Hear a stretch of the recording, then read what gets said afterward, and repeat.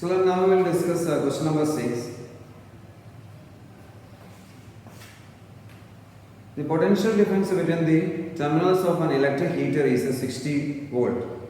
When it draws a current of 4 ampere from the source, what current will the heater draw? The potential difference is increased to 120 volt. So the potential difference between the terminals of an electric heater is a 60 volt initially. So we can consider case 1. So voltage is a 60 volt, and you can see that current is given, that is a 4 ampere. It draws a current of a 4 ampere.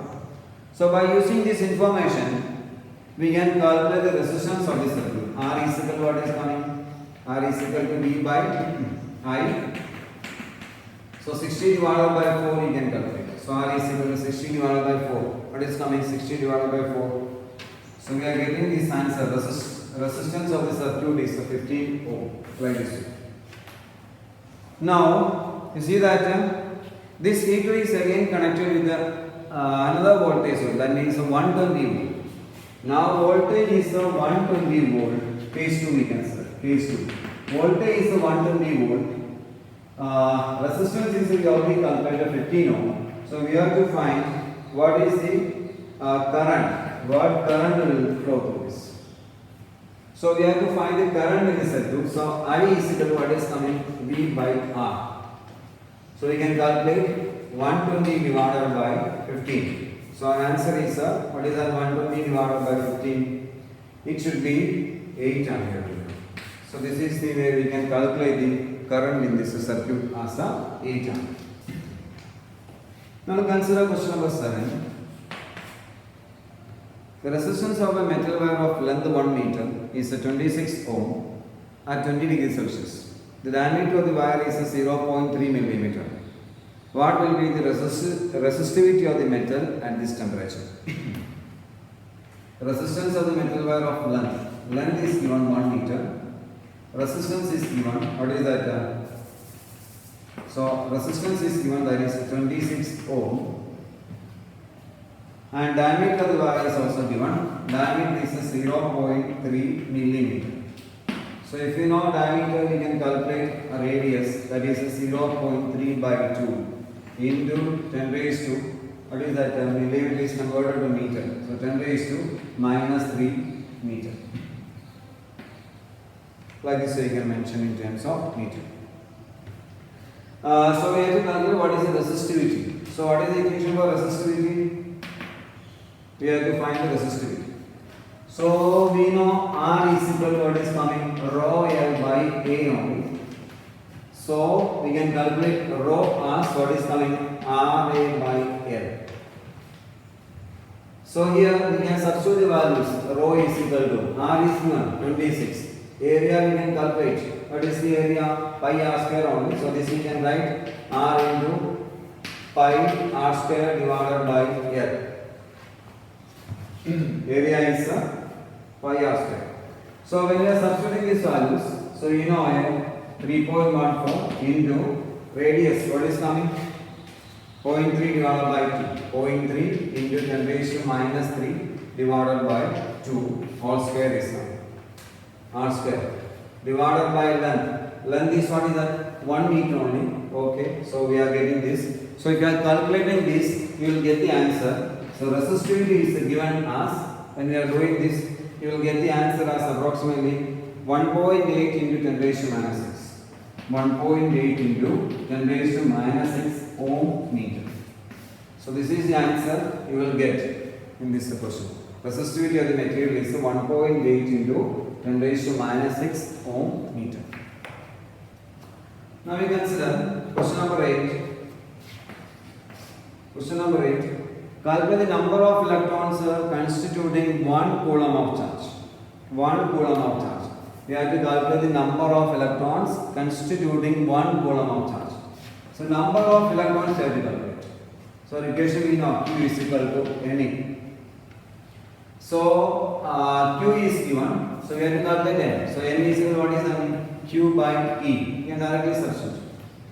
Q is what? 1 coulomb. So 1 divided by 1.6 into 10 raised to minus 19. If we are doing this, you will get the answer as n, number of electrons. What is coming this answer? 6.25 into 10 raised to. So you will get the answer as 6.25 into 10 raised to 18 electron. So this much of electron is present in that 1 coulomb of charge. 6.25 into 10 raised to 18 electron. Now we will discuss question number 9. A wire of given material having length L and area cross section A has a resistance of 4 ohm. What would be the resistance of another wire of the same material having length L by 2 and area of cross section is 2A? So initially a wire is having length L and area of cross section A. So we know R is equal to what is coming rho L by A. So resistance is given, what is that? 4 ohm. A wire of length L, area of cross section A is having resistance of 4 ohm. Now, what will be the resistance of another wire of the same material having length L by 2 and area is 2A? So, R dash is equal to what is coming? Length is changing. So, rho L dash by A dash. So, we can find L dash. What is L dash? We see that L dash is given as L by 2 and area is given as 2A. This way, length and area is changing L by 2 and 2A. So we can find this R dash. R dash is equal to what is coming? Rho L by 2 divided by 2A. A dash is 2A. So if you are substituting, you will get this as what is coming? Rho L by 4A.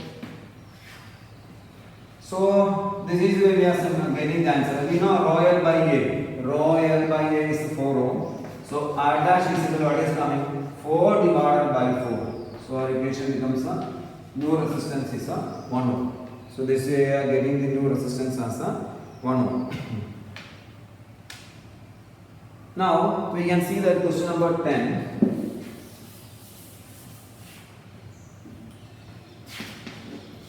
What is that question number 10? How much energy is given to each coulomb of charge passing through a 6 volt battery? How much energy is given? Is given to each coulomb of charge passing through a 6 volt battery. So voltage is given 6 volt battery. So how much energy is given to each coulomb of charge? Charge is also given 1 coulomb.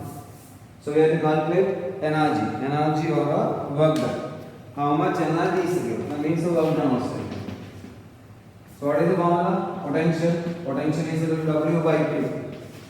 So potential is equal to W by Q means work done upon charge.